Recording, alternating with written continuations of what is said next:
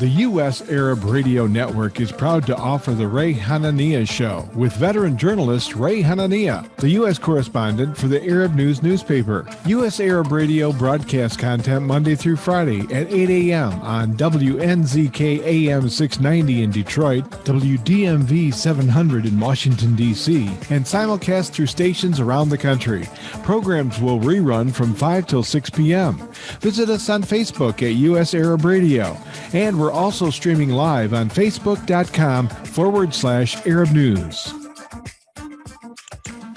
And good morning, everybody. It is Wednesday, May 12th. I'm Ray Hanania here at the Ray Hanania Radio Show. I'll tell you what, it's been a big week. Sad tragedies in the Middle East, of course. We have a great topic, though, that I think is still important in spite of all the violence and everything that we're seeing between Israelis and Palestinians.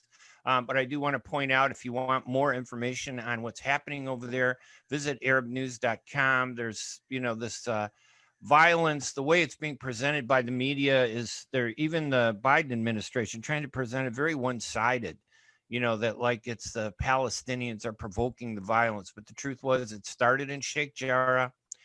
The Israeli soldiers and settlers went into Sheikh Jarrah to evict some 160 Palestinians, Christians, and Muslims from their homes and replace them with settlers. So that's what started the conflict. What they want you to think is the conflict just started yesterday when Hamas started firing rockets at Israel. That's not the case. They got to look deeper. They got to take both sides. You'll see a lot of the stories about what's happening, and you can read my column at arabnews.com this week that addresses the topic. But right now, we're going to focus on another very important topic to Arab Americans, the U.S. Census. And I have two great guests who are going to help us understand the census issues. Edmund Ghareeb is with me. He is the internationally recognized academic author and specialist on American, Arab, and international affairs. He's taught at Georgetown University, George Washington University, the University of Virginia, and McGill. And we also have Matt Jabber Stiffler, who is the research and content manager at Arab American National Museum in Detroit, Michigan. I was there, Matt, when it first opened up. I wrote the story for Aramco magazine, and it was a phenomenal thing. It's so good to see the museum doing so well. Matt also leads a national research initiative through Access, the largest Arab American community nonprofit in the country. Welcome aboard, Matt. And Edmund, how are you doing? Can you hear me, Edmund? Dr. Ghareeb, I know that there might be some technical issues there, right? Edmund? All right, let's start with Matt and see if we can get Edmund to fix his audio. I think is probably because the video is good, Edmund. I don't know if you can hear us, Dr. Ghareeb, but the video is clear and we just lost it, but he'll be back. All right, Matt, the census is so important to Americans. And, for 40 years, I've always tried to be supportive of the census, but I'm always disappointed. Tell us about what you can about why is the census so important, and how does it help our community? I mean, what's so significant about it? Why do we even waste our time about the census? Thanks, Ray. It's really good to be here, and I'm glad you opened the show with our Palestinian brothers and sisters fighting against occupation. Our hearts are with them today for sure, and as always. Yeah, the census is really important because for Arab Americans, we're a community that, numbers in the 3 millions, possibly more, who knows, because we're not being counted properly, and we don't see ourselves reflected in popular culture and the political community and in textbooks. Like, we don't see ourselves, and the census is another one of those places we don't see ourselves because according to the U.S. Census, for the last 60, 70 years, Arabs and other Middle Easterners are considered white. And so that's all we know about our community, right, is that we're part of the white community. And Matt, give me a second. Let me, Dr. Ghareeb, can you hear us okay? Are you there? Dr. Ghareeb, we see you. I think he's having some technical issues. I just wanted to double check, but go ahead, Matt, and I apologize. No, that's fine. No, I yeah, think it's you're fine. right. It's like the census is about ethnic and community empowerment. It's not just about Arabs, right? African Americans turn to the census, Hispanics, Asians, Native Americans. They're groups that I don't even know that have been identified on the census. And is that the problem, that we've always been identified as white, so they figure they don't need to connect us to the census? Do you think? I mean, I think it's part of it. I mean, I think, the census is just one of the issues. So the way race and ethnicity is collected on the census is directed by the Office of Management and Budget. And because of that, it applies to all federal agencies. So, for instance, the Office of Minority Health, which is a federal agency, Arab Americans cannot get grants to study the health of Arab Americans because we're not considered a minority. We're considered part of the white population. So, Right. yeah, it's not just the census, it's the fact that Arabs aren't counted across all of the federal government. And Dr. Ghareeb, I think you're on the phone line. We have you on video. Thank you for joining us. Can you hear us? Yes, I can hear you now. Yes, thank you. Sorry about the technology. This whole thing about the coronavirus throwing us all into the middle of the swimming pool without any practice or whatever. So it's not a big deal. We were just talking to Matt about why the census is so important. If you don't mind, tell us, why is the census so important, to Arab Americans? What's so significant about it for us? Well, I think, good morning to both of you. And I think the census is very important primarily because right now Arab Americans are not able to fully participate as many other communities in getting governmental positions, for example, or support on in the health area and employment area. And of course, for some, it's even more important than that. It's the recognition and identity of your own community. So that is one of the issues. But I think at the same time, it's important to understand also that things have, in many ways, changed over the past century, and since Arab Americans or Syrian Americans, as they were at one time known, or as Turkish Americans, as they were known, because at that time, and I think we all know the story, or at least I don't know if everybody does, but many people, the story of George Shisham, who was a policeman who gave a ticket to the son of a prominent lawyer in a town called Vienna, small in Los Angeles counties. And his father, and they said because this guy caused a problem, said that the policeman could not testify, and therefore he could not be tried or arrested because the policeman who arrested him was not white. And the court at that time agreed that since he was from the Ottoman Empire and the Ottoman Sultan was a Turk from Central Asia, they were not white, and therefore the Turks not white, and the Syrians were not white. So how we're identified is significant, as you're saying, that if they identify us in the census, we're important. If they don't identify us in the census, we're marginalized. Let me ask you both, and Matt and Edmund, Ghareeb, Matt Stiffler. Let me start with Matt. What is let's just kind of hit the core of the census. What is it that we are losing, and why is it so important? I mean, if you had to summarize it, what is it that we've lost by not being included in the census? Is there a way to measure that loss? It's really tough because it really impacts everything from education to health to political representation. I mean, the Arab American community does not see itself. We don't even know how many of us there are. We have estimates, but they range from 2 million to 4.5 million. And so I think it's really about seeing us and seeing us represented in the industries that we're in. We know Arab Americans are very entrepreneurial, but if you go to all of the federal business indexes, there's, Arab Americans aren't listed as being a group of that owns businesses. And so it's really hard to see the impact that our community has made if we're not counted. And Dr. Ghareeb, and you're coming across very clear on the phone. We really appreciate you connecting and all the trouble that we put you through this morning. But tell me, what's the biggest thing that we are losing from the census? Is this intentional? Is the government doing this to marginalize us, or is this just an irrelevant political thing we're debating right now about the census? Are we really losing something? That's a good point. I mean, of course, there's no doubt that there are the Arab American community is losing some important benefits that other communities have achieved.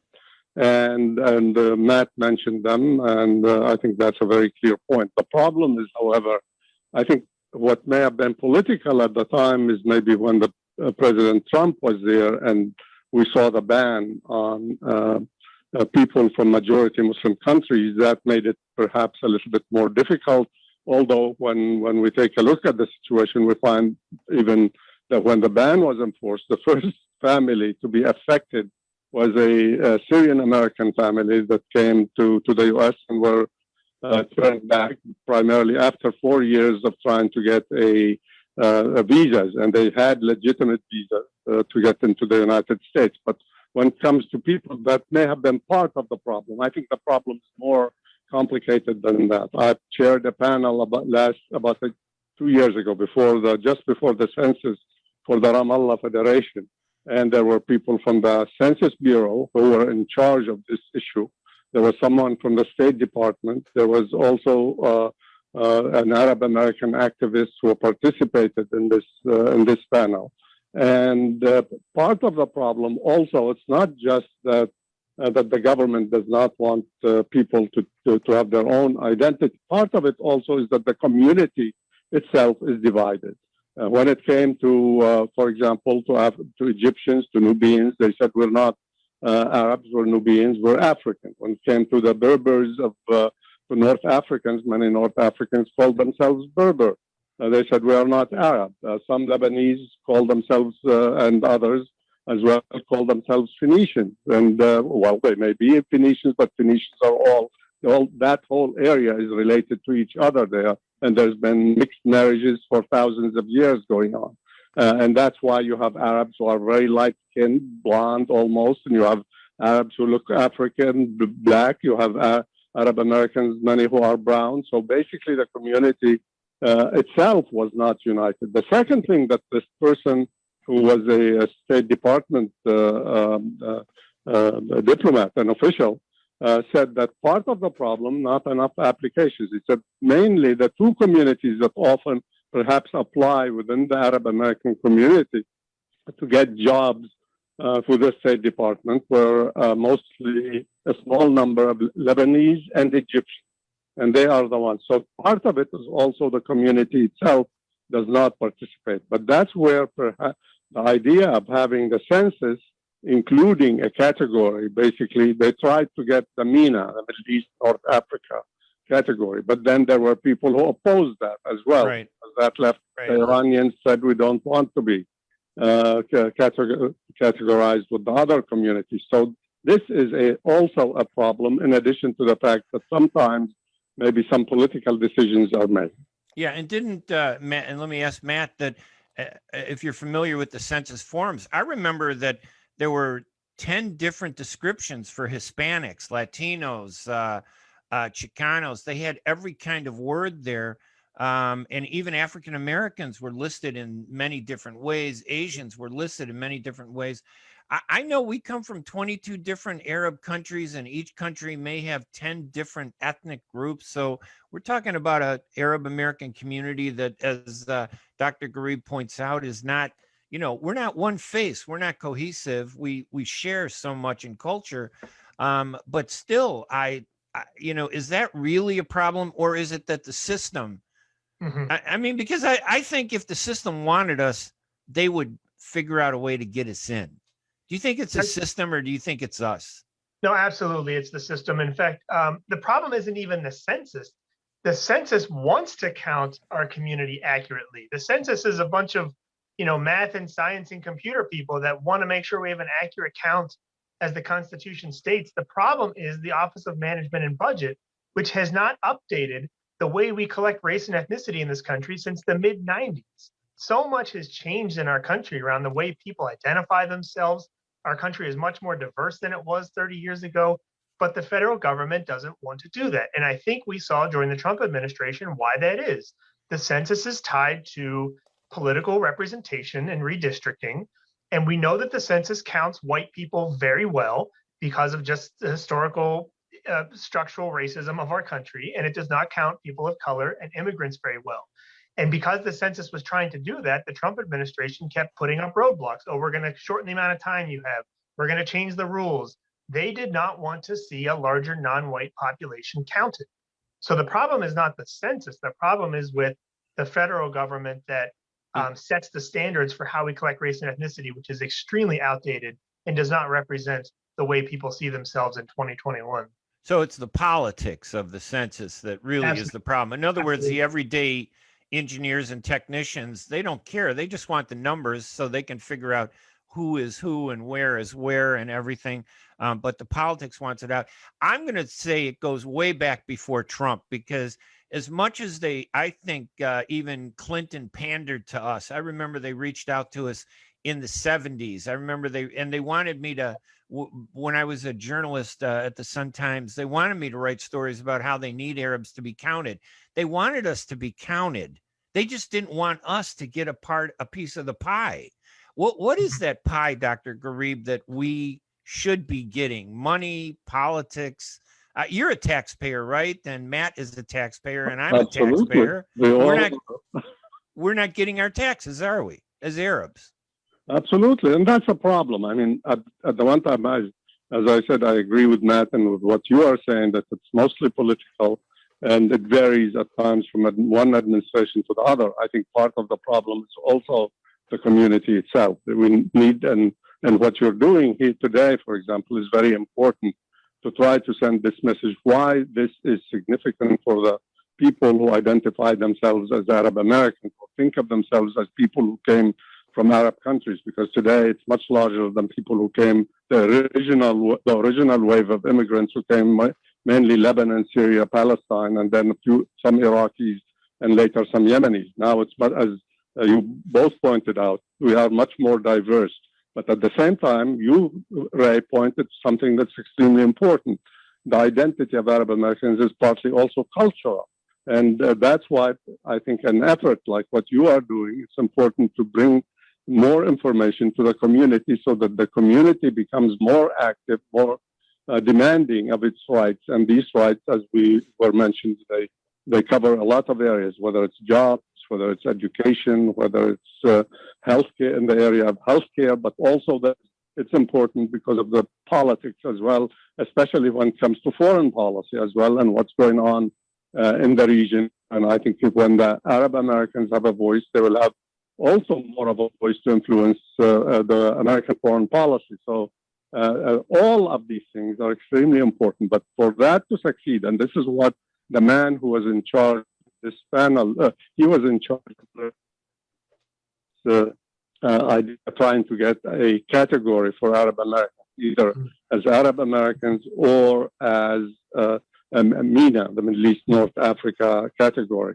But there were problems with that. And he said he was pushing for this when it became a little bit difficult to do the Arab American. They went ahead with the MENA, and that also didn't go. But he said that they will continue to try.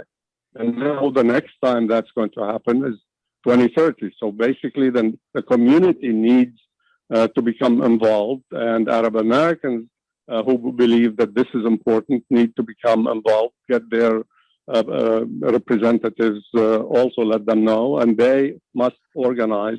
The other thing also, there's another path where that could take place. This is by an executive decision, for example. That's what happened with some of the communities, like in Samoa and some of the other areas in the Asia, Pacific and Indian Ocean area. And that was not by the census taken. Of course, the census accepted it, but the category, but came through the executive decision. Yeah, the president just made a decision to include Tongans and Samoans, and I agree. Listen, the question, we're going to take a quick break, and then when I come back, I want to ask you this question, so it'll give you a little time to think about it.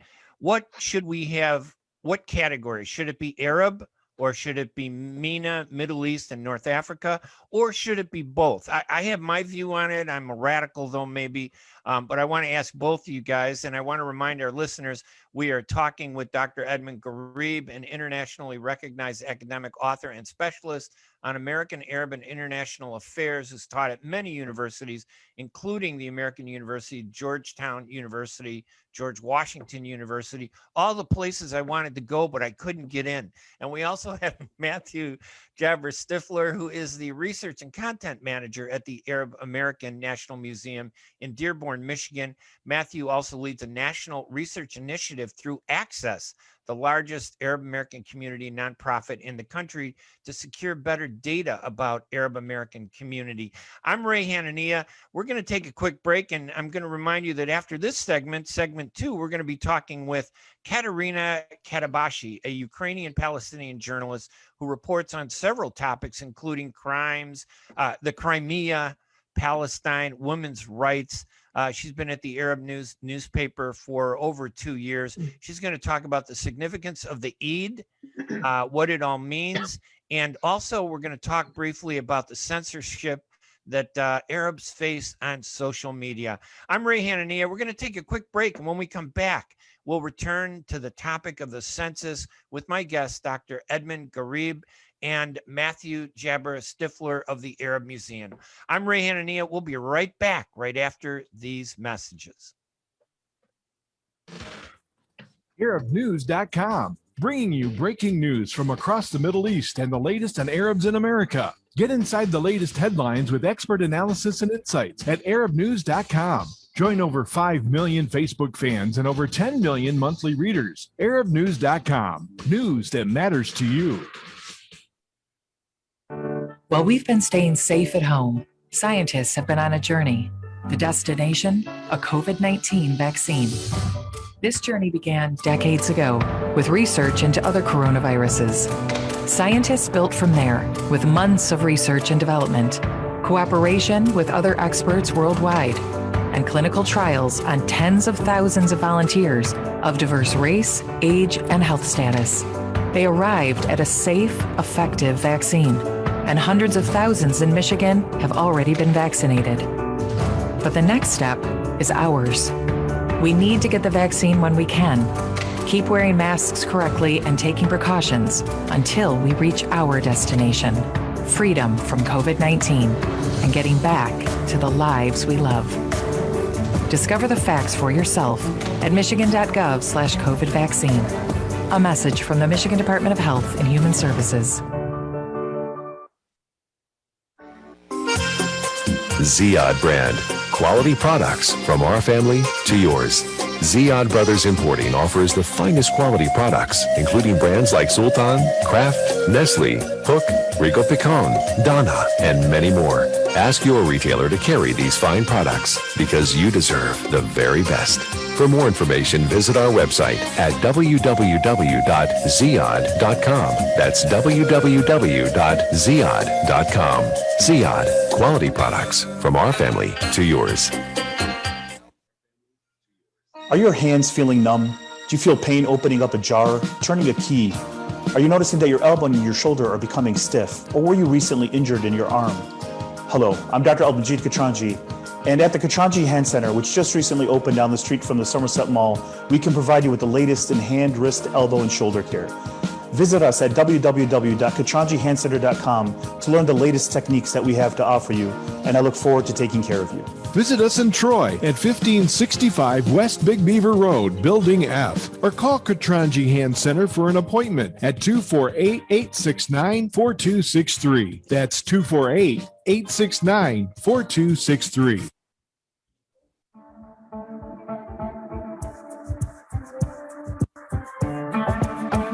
The U.S. Arab Radio Network is proud to offer the Ray Hanania Show with veteran journalist Ray Hanania, the U.S. correspondent for the Arab News newspaper. U.S. Arab Radio broadcasts content Monday through Friday at 8 a.m. on WNZK AM 690 in Detroit, WDMV 700 in Washington, D.C., and simulcast through stations around the country.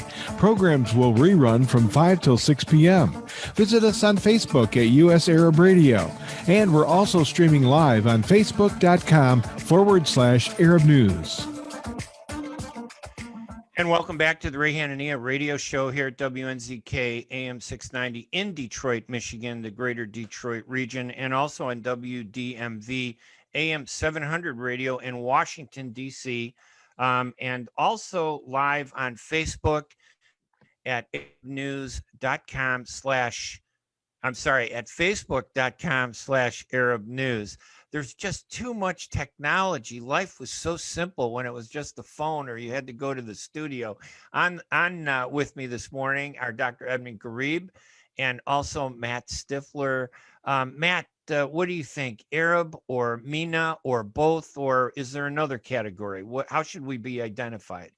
It's such a great question and such a hot topic. My preference based on what the science and the data tells us is right now, MENA is the best category. And the way the census was going to do it, they're so smart. They were going to have MENA, but then there was going to be a write-in. And you could put anything you want on that line, Iranian, Lebanese, Chaldean, and then they were going to count all of that. Right. So not only would we get the MENA count, we would get the disaggregated count of all these other ethnicities and nationalities, so we would know who everybody is, and it was going to be wonderful. And of course that didn't happen, but so I think the broader the category the better, and then let people self-identify under that, and we'll count everybody that way.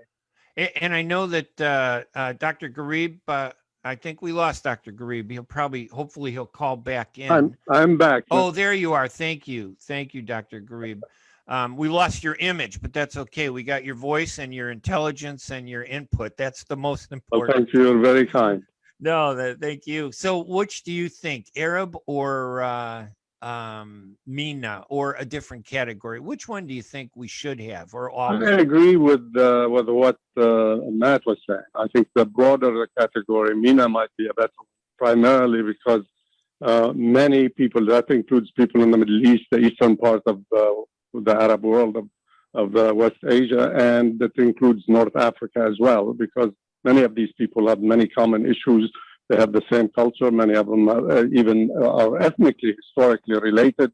But I think the broader would make it much easier maybe to have more people involved in this effort. And I think it would affect a larger number of the members of the community. So I think that would be much better. But you could put other categories. You could include Arab Americans. If you want to just put Lebanese or Iraqi or Egyptian or Berber, then you could do that. Or African American. If we take a look at, for example, the Latinos, you have Latinos, Hispanics, Mexicans, Caribbeans. So basically the same people who have different categories of identification. So I think the broader, the better.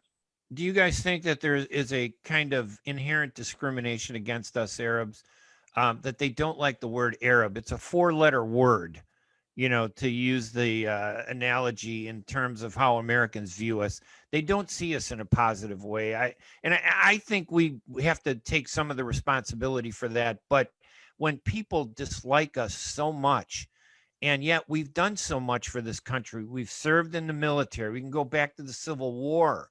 We had people serving in the Civil War. We've defended this country. We pay our taxes. We're law-abiding citizens. We participate in everything. And yet you bring up the word Arab and people get angry. They don't like us. They ask me, why am I fighting in the Middle East?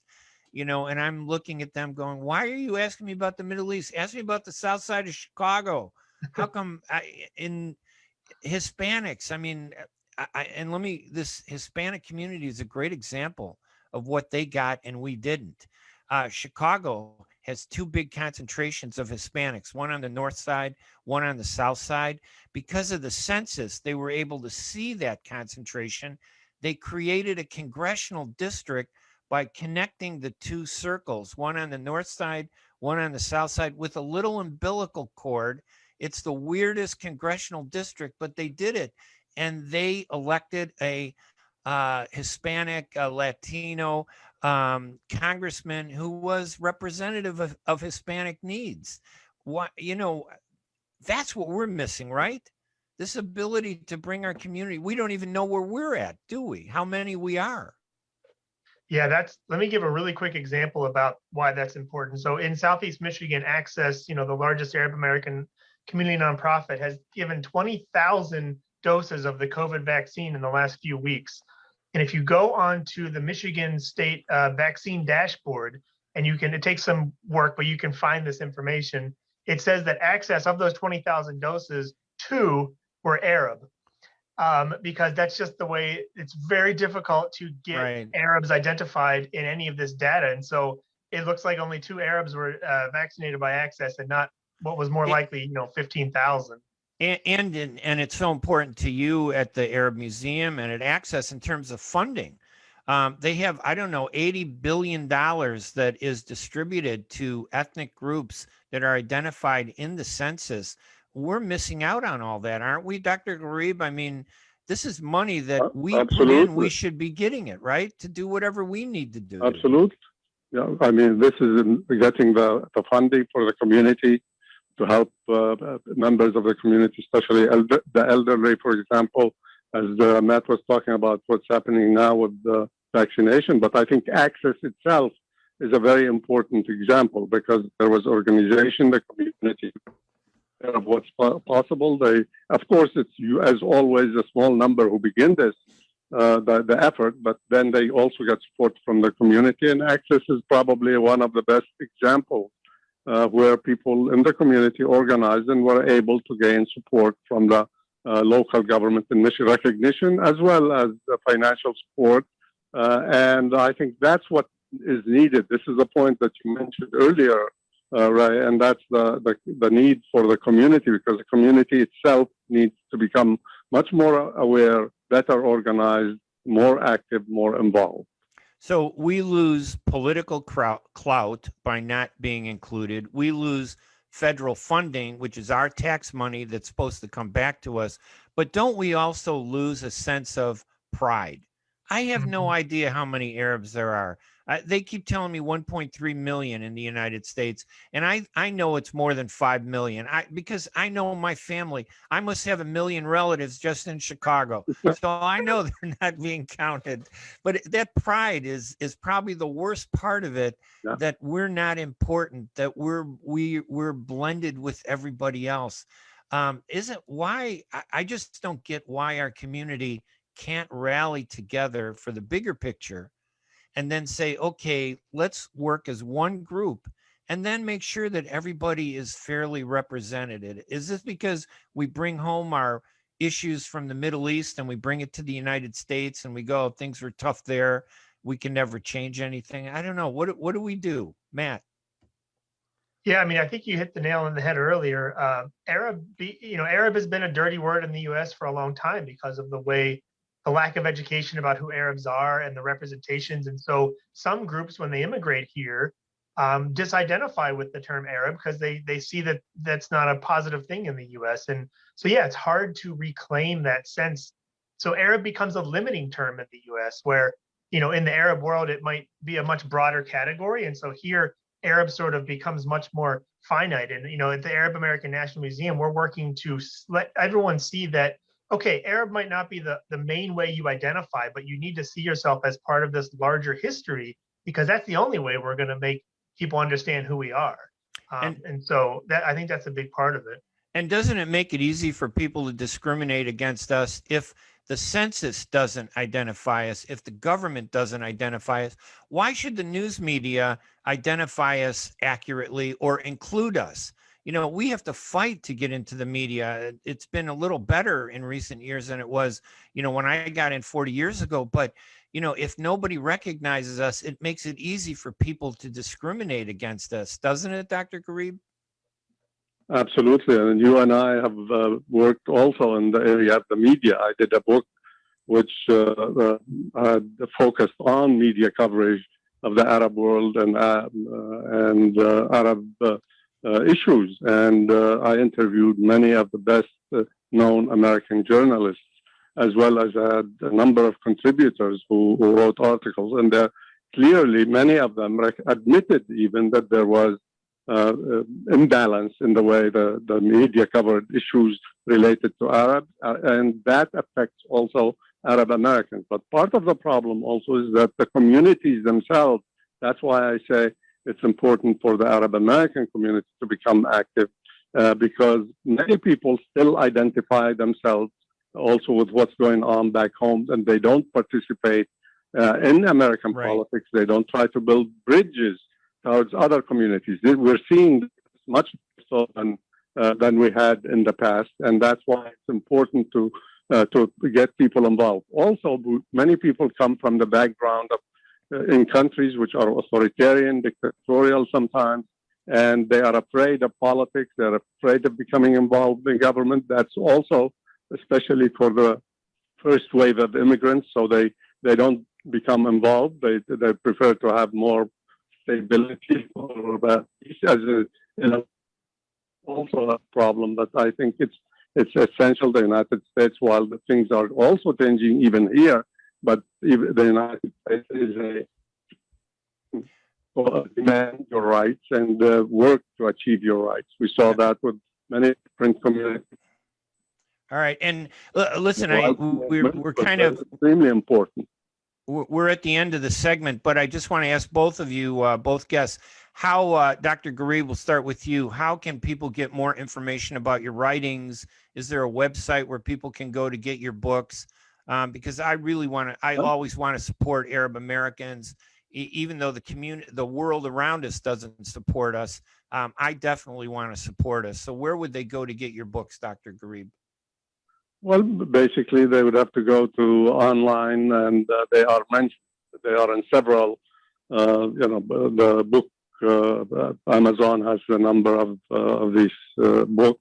I have about 11 books, and they cover a number of different issues, from Arab Americans to Kurds to Iraq to the Gulf War to a couple of books on media coverage and a number of others.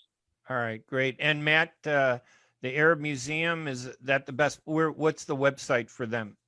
Yes, ArabAmericanMuseum.org. You can check out, we have some great online exhibits. You can look through all our artifacts, and you can search our library and find some of Dr. Ghareeb's books in the library. Oh, good. So, yeah, good. Yeah. All right, listen, I want to thank both our guests, Matt Jaber Stiffler, Research Content Manager at the Arab American National Museum, also leads a national research initiative through Access. Matt, thank you so much for joining us. Dr. Edmund Ghareeb, I'm sorry about the little technical hassles that we were having, but it was so good to have your voice on the radio show. He's an internationally recognized academic author and specialist on American Arab and international affairs, teaching at several universities, American University, Georgetown, and George Washington. Thank you both for joining us this morning. Thank you, Ray. It's great. It's good to be with you. I appreciate it. I'm Ray Hanania. We're going to take a quick break, and when we come back, we have another segment, and we're going to look at the Eid, the significance of the Eid, and also the bias on social media with our next guest, who is Katerina Katabashi, a Ukrainian-Palestinian journalist with Arab News. I'm Ray Hanania. We're going to be right back right after these messages. ArabNews.com, bringing you breaking news from across the Middle East and the latest on Arabs in America. Get inside the latest headlines with expert analysis and insights at ArabNews.com. Join over 5 million Facebook fans and over 10 million monthly readers. ArabNews.com, news that matters to you. Wearing a mask is more than protection. It's a bridge to better days. The path back to celebrations with family. Nights out on the town with friends. Game days with your favorite sports teams. And the thrill of live concerts. But until we can all get the COVID-19 vaccine and build community immunity, which will take time, we all need to continue to stay careful. because Michigan's recovery is depending on you, and so are your family, friends, and neighbors. So even after you're vaccinated, wear a mask, avoid large gatherings, and social distance. One day in the near future, we will all be able to put this pandemic behind us. But until then, spread hope, not COVID. Learn more at michigan.gov/coronavirus. A message from the Michigan Department of Health and Human Services. Enjoy the first Syrian-style cuisine in Michigan. At Damas Cuisine and Catering, you'll find a wide selection of Syrian foods and sweets in our menu, like frikeh, hoisin, grape leaves with steak, mishawi platter, hot mahashi, char-grilled kebab, shawarma, and much more. Get super fast delivery from Damas Cuisine and Catering right to your door. Order online at damascuisine.com/menu and track your order live. Damas Cuisine and Catering, 28841 Orchard Lake Road in Farmington Hills. Call 248-987-4985. At Top Rehab Physical Therapy Clinic in Dearborn, we provide effective physical therapy sessions in order to limit pain and discomfort. Top Rehab provides physical therapy care for any diagnosis prescribed by a physician, and we regularly see and treat conditions such as stroke, TMJ, fibromyalgia, sciatica, joint pain, and more. We use a variety of pain management methods, including modalities, soft tissue mobilization, and therapeutic exercise. If you're in need of physical rehabilitation or physical therapy, get the highest quality health care at Top Rehab. Most insurance is accepted, and we're open Monday, Wednesday, and Friday 8 to 6, Tuesday and Thursday 8 to 5, and Saturday 10 till 2. Call for an appointment today at 313-846-0555. That's 313-846-0555. Choose Top Rehab Physical Therapy Clinic on Michigan Avenue in Dearborn. Life's too short to be in pain.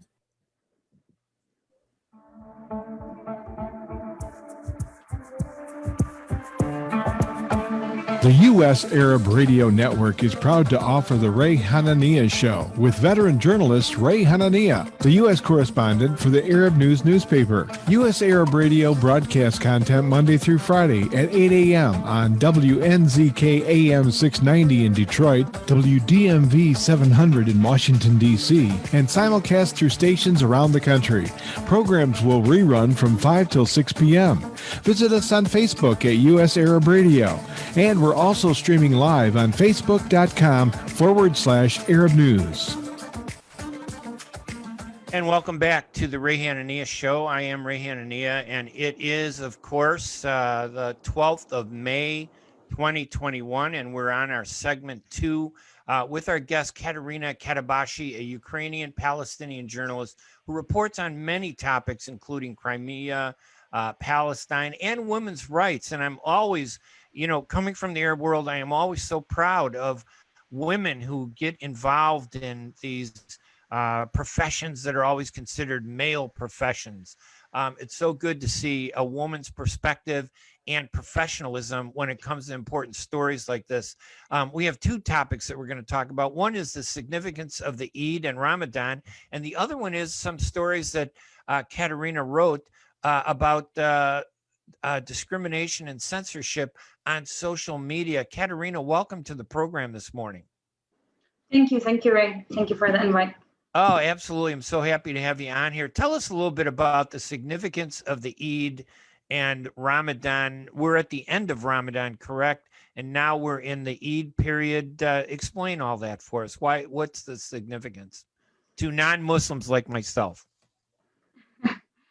So Ramadan is basically the month where Muslims like to kind of intensify their worship to God. There's a much longer prayer at night than usual. There's also a fast during the whole day where there's no food, there's no water, because a lot of people always go like, even water is not included, and you're like, yeah, even water is not allowed. Basically from sunrise up until sunset. It's considered the holy month where the good deeds that you do are amplified. It's a month where Muslims like to pray to God, get closer to God, seek forgiveness, and learn a lot of will and practice their will and restraint, as in it's not just not eating food and not drinking water, it's also there's no swearing, there's no getting angry, and all of that stuff. And there are 1.5 billion Muslims around the world from many hundred, I think 100 different countries. Is Ramadan celebrated or commemorated consistently in every country, or do different countries do it differently? Do Muslims in different countries, commemorate it differently? Yeah, I mean, the basic things, which is when you start and end your fast, is of course for all Muslims the same. It just depends on the time zone. Each person is a different time zone. But I think, or at least from my experience talking to Muslims from different countries, the ways that you can tell the difference is sometimes the food you make. Some people like to, it kind of becomes a little bit more of the food you actually grew up eating.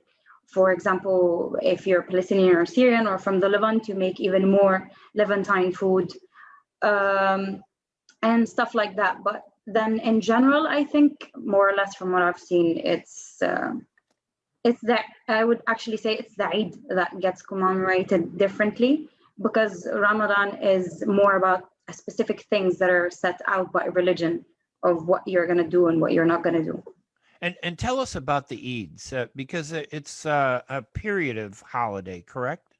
Eid means holiday in English for Americans and non-Muslims who are listening to the radio show. Tell us a little bit at this point, tonight is the beginning of the Eid. We're in the morning here in Chicago. I know that you're in the late afternoon in the Gulf where you're at.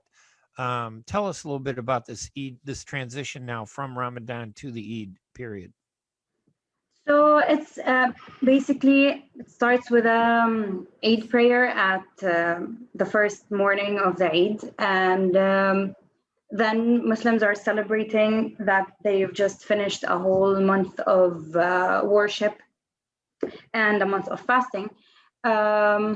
From what I've seen, or for example, one of the stories that I wrote was about how Ukrainian Muslims celebrate Eid, and I tried to focus on, Islam in general for Ukraine is not a very widespread religion. There are not a lot of Muslims, and a lot of people that are Muslim, unless they're Tatar Ukrainians or from the Crimea region, which is like from the Crimea region, they're most likely people that have converted to Islam or people that have become Ukrainian. So I was wondering, how do they celebrate Eid? Because for me, all the Eid celebrations we've ever done at home were very Levant oriented. And actually, funny enough, the way that Ukrainian Muslims celebrate Eid is kind of very similar, more similar to how Ukrainians celebrate anything rather than how, for example, we celebrate Eid at home. So I asked a woman, how do they celebrate Eid at home? And she was like, well, the usual things that we do, which is bake a cake, go to a picnic. And Ukrainians like to celebrate anything and everything with a barbecue in the forest. So they do the same things for Eid that any other Ukrainian would do for any other celebration. But then there are also similar things. So for example, they also try to give idea or like some kind of amount of money for your children on, or whatever children on Eid. So they still try to do that one. They still try to gather with family, with loved ones, with friends. These things are kind of similar, but then also all cultures gather around the holidays and all religions. So it's not exclusive to Eid. And aren't there two Eids? The Eid al-Fitr, is that this week, tonight, tomorrow? Yeah. And then isn't there another one right after that? A few months after that, yes, is Eid al-Adha. So Eid al-Fitr basically commemorates the end of Ramadan. And then Eid al-Adha is, it commemorates the Prophet Abraham's readiness to sacrifice his son when God asked him to sacrifice his son. For the second Eid, usually families or Muslims that can afford it, they actually sacrifice or some kind of animal like a sheep or a cow, and then you distribute the meat to needy families. And I know I'm Christian, but to be honest with you, being Arab, I feel I'm Muslim by culture because I'm very close to the Muslim religion and my Muslim friends. It's hard when you're Arab to be different, and we're not different. We're so close. And I know that that many in the West are starting to have a greater understanding of Ramadan, which I think is really important, which brings a greater respect from the West to Islam and the adherents of Islam. We're going to take a quick break, Katerina. We're going to do our final break. And when we come back, I want to talk a little bit about the censorship that you were writing about, that you saw on Facebook and Instagram. You know, was it significant? How significant was it? Or is it just typical? And is it regional? Is it just in the US, or is it all over? So let's do that break. I'm Ray Hanania, and we are talking with Katerina Katabashi, who is a Ukrainian-Palestinian journalist who reports on several topics, including Crimea, Palestine, and women's rights. She's been working for a little over 2 years with Arab News, and that website is arabnews.com. And for those people texting me and emailing me about the Palestinian crisis, the oppression under Israel's military, that is definitely something that is being addressed. We spoke about it at the beginning of the show. It's the focus of my column this week at arabnews.com, and I urge you to look that up when it's published later today. I'm Ray Hanania. We're going to return with our guest, Katerina Katabashi, right after these messages.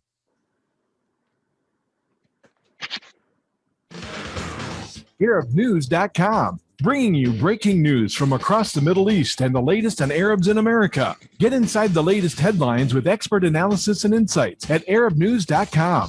Join over 5 million Facebook fans and over 10 million monthly readers. ArabNews.com, news that matters to you. Get ready for an amazing experience at Ishtar Restaurant on 15 Mile Road in Sterling Heights. Enjoy excellent hospitality from owners Ali Al-Baghdadi and Fatty Bonham, serving the best in Mediterranean food. Try Chef Ali Al-Baghdadi's famous shawarma, the best Iraqi grills and food, and the best Arabic and international dishes. Dine in our authentic atmosphere or take out. Call 586-698-2585 or check us out on Facebook. Ishtar Restaurant practices all CDC guidelines and is open every day 11 a.m. to 10 p.m. Have an amazing experience today at Ishtar Restaurant, 3625 15 Mile Road, Sterling Heights.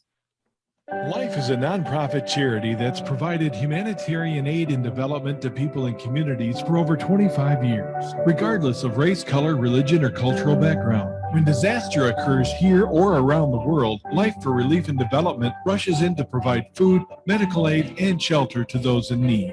Please help improve these efforts. Make your tax-deductible donation to Life now at lifeusa.org or call 248-424-7493.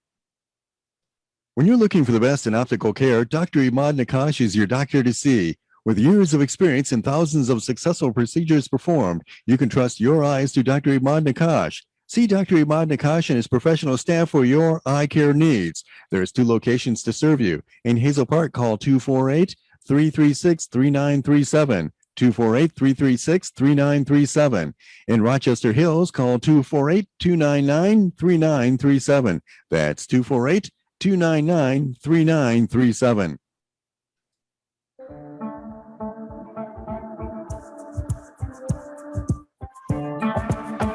The U.S. Arab Radio Network is proud to offer the Ray Hanania Show with veteran journalist Ray Hanania, the U.S. correspondent for the Arab News newspaper. U.S. Arab Radio broadcasts content Monday through Friday at 8 a.m. on WNZK AM 690 in Detroit, WDMV 700 in Washington, D.C., and simulcast through stations around the country.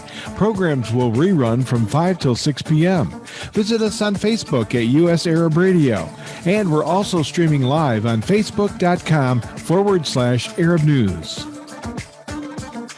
And welcome back to the Ray Hanania Show. I am Ray Hanania, and we have about 5 minutes left. Katerina, tell us a little bit about what you wrote a story about it, I believe, this past week about censorship against Arabs on social media. What did you find? So basically, there were lots of people that were reporting that specifically their posts on Sheikh Jarrah were being removed without a warning. I even had some friends of mine actually, and they sent me their screenshots, and it's simply like a grayed out area around the places that had the Save Sheikh Jarrah specifically hashtag. So since a lot of people I was seeing were reporting it of other people, I thought that it would be not a bad idea to actually write something and see whether this is coming from some kind of place. And actually, I talked to the director of Hamle. Hamle is it's an organization that's helping advance Palestinian rights, digital rights. And he was telling me that it's actually not new. I mean, it might have been amplified this time, but it was actually not new, and they had faced this before. And there was another local report from Palestine and actually, I think the head of human rights at Facebook apologized for it later, that they closed down the Health Ministry of Gaza's Facebook page. So then they reported it. They report that they closed down the Health Ministry's page, and the head of, I think, I don't remember what was his exact title actually, but that's all right. At Facebook, he tweeted that we're sorry, it was by accident. And when I spoke to the director of Hamle, Nadim Nashif, he told me that there are actually multiple ways how the censorship happens. One of them, only one of them, is the artificial intelligence that Facebook and Instagram use to censor some words. So sometimes what happens is that something gets mixed up with other things, and then it accidentally gets blocked. Right. So they have like an algorithm that looks for certain words, and I'm sure that it says Palestine or violence, and automatically they block it, because I've seen posts that I've posted that have been blocked on Facebook and Instagram and Twitter. And this is such a political issue because we're in the middle of a fight in which the Israelis claim the Palestinians are starting it, but the Palestinians are arguing, no, we didn't start it.